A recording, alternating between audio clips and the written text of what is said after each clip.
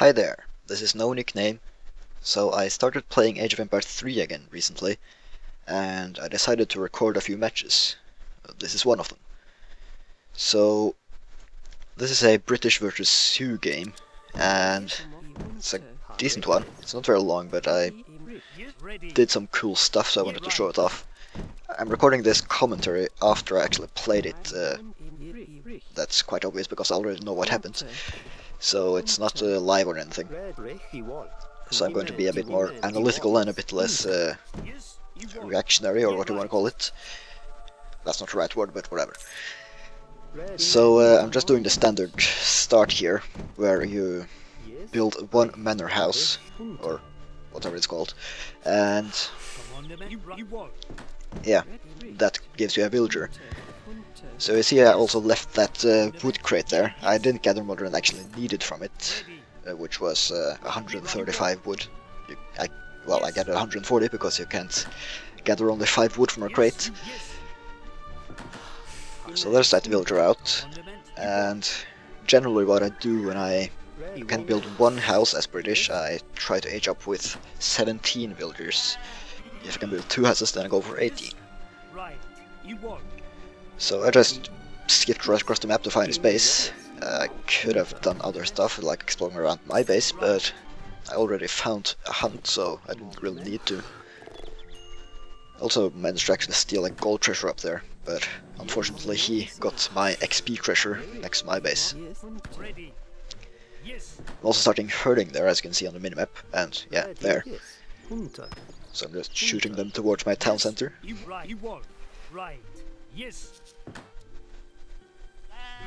Moving some random sheep around, and I suppose I'm also going to try to herd these ones. Now this first hunt isn't, as long as it doesn't go far away from the town center, it's not really that important to herd it. Obviously you can save a few villager seconds by doing it. By villager seconds I mean like gathering seconds or whatever you want to call it. But it doesn't really matter. So if it goes a bit far away, you can just kill them and eat them, and that will probably happen before the enemy can actually raid you. Unless it's a very large hunt, like on Great Plains or something, that might last a bit longer. So I'm doing a decent job herding. I probably could have done it a bit more effectively, but it's pretty close to my base by now. Also going for that other hunt, so to get that a bit closer too. My opponent is Sioux, so I really need to herd properly, because Sioux has a lot of cavalry units, and they like to raid you. That's pretty much how that civilization plays. So now I sent the 3 villager shipment. I'm trying to spread my villagers out a bit here, just to, well, gather more effectively and stop them from bumping into each other once they finish a deer. Closing in on the 800 food that's required to age up. So I'm going to age up with the governor, 1 outpost wagon and 200 coin. I like to get that so I can get a market early and get the 2nd wood upgrade. I can't remember what it's called, but it costs 250 gold, or coin. So if I age up with the coin, then I can get that. I usually go for a pretty boomy style of British, where I focus on the economy. Obviously that's maybe not the best idea against Sioux, because they're gonna raid you and you might want to try to defend a little as well.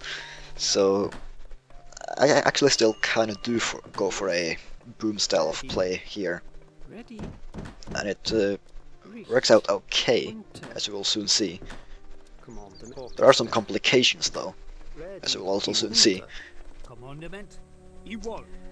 I still actually haven't found his base. You can see that small pocket of black map right southwest of my explorer there. That's actually where his town center is. I think I'll discover it quite soon. So I'm still just herding and aging up. I have a bunch of villagers and wood, because I want to get a market, and also so I got that manor house there. for another villager. It's a nice economic boost while I'm aging up.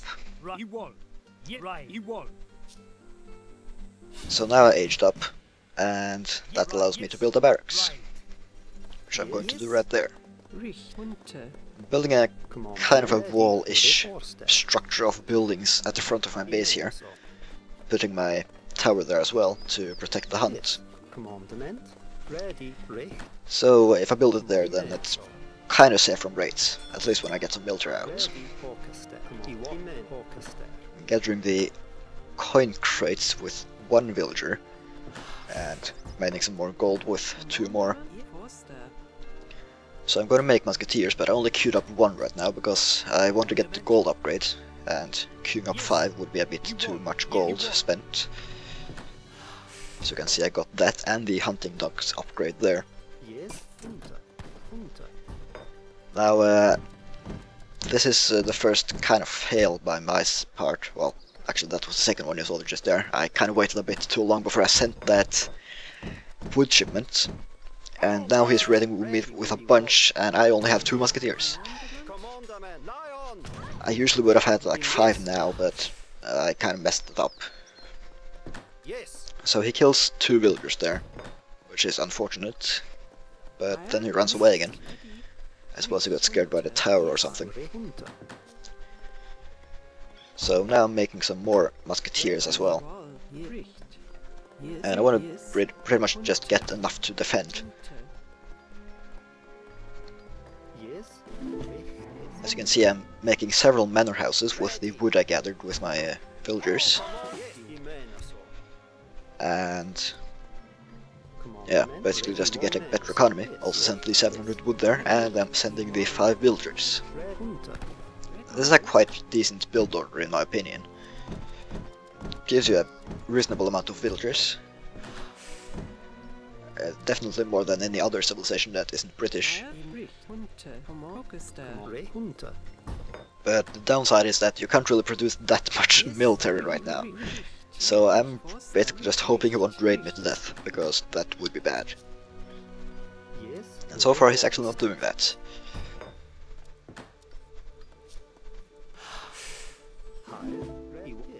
On a side note, you saw that I kind of didn't get enough musketeers out earlier. That was partly because of villager production, and that's just a general rule of thumb. If you have to choose between military and a villager, always go for the villager, unless you're in very, very much trouble. Then you can be excused to go for like more military, but in most cases, especially early in the game, you don't want to do that.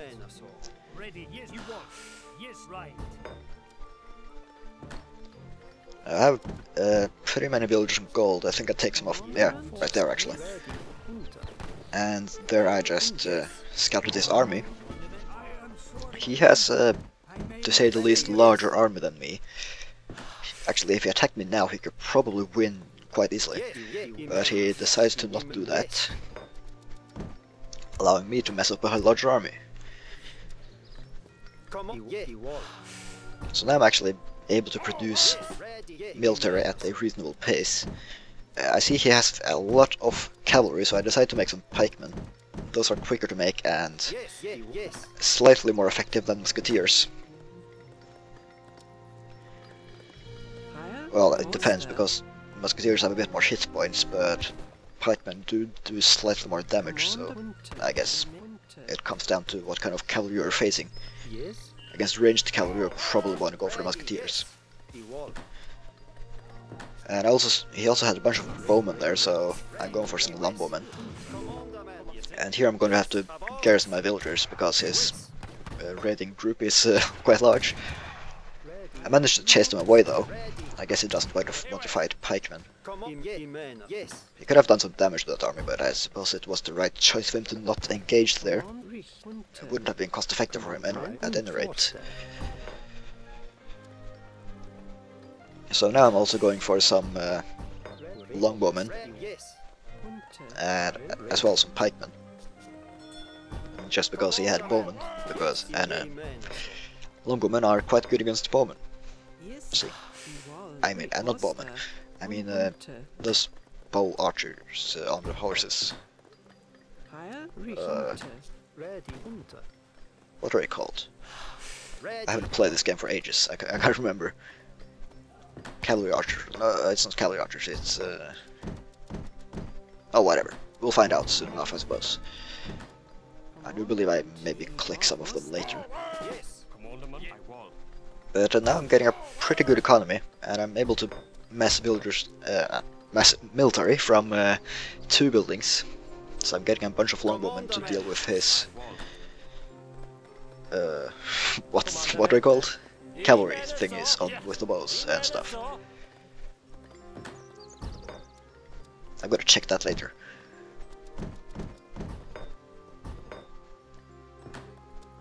I'm trading some wood at the market just so I can get units quicker.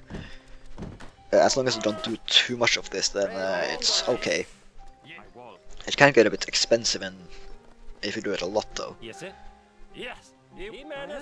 I also sent out 1 pikeman there just to scout out that hunt. I wanted to see how much food there actually was there and if it was worth the risk to actually go down there. And also notice I sent the gold. That is to age up to the fortress age.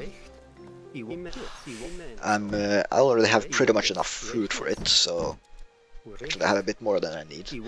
So with the gold I can age up. Now of course that actually helping me depends on me being able to survive for that long. And you can see he's actually attacking me right there. So that means that I spent a bunch of gold and food on aging up and not on my army. But I am able to get into a quite good position here. You can see he has sent the outlaw card, which I believe gives you something like 10 outlaws. Actually no, that may just be guardians. Or maybe not, I actually don't know. But I killed a bunch of them anyway. You can see I lost most of my musketeers, but I was able to kill all of his axe riders. Oh right, the bow people are called bow riders. Now I remember. And the rifle mounted people are called rifle riders. None of them actually ride their weapons, but I suppose I wield them. So I killed most of his stuff.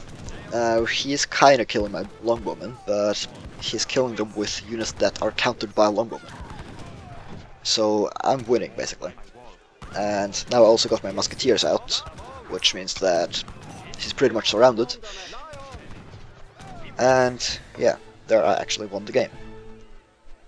Now if I were him, I wouldn't have resigned right now, because I didn't really have much, but if you look at the scores, well I can't see them now, but it was something like 130 to 70, so I mean I was winning basically. I had a lot more villagers.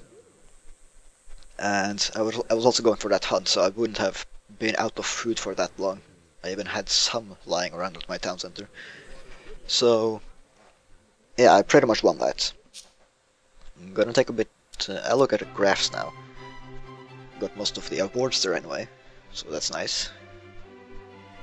And you can see on the resources tab I pretty much macroed him on that.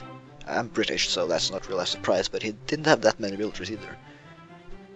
He should have probably made a bit more villagers, and I mean, if he wasn't going to attack me with that large army at the start anyway, then there's no need to just mass units. So I've got most experience, I suppose, and also you can see the villager count here, which is not very good for him.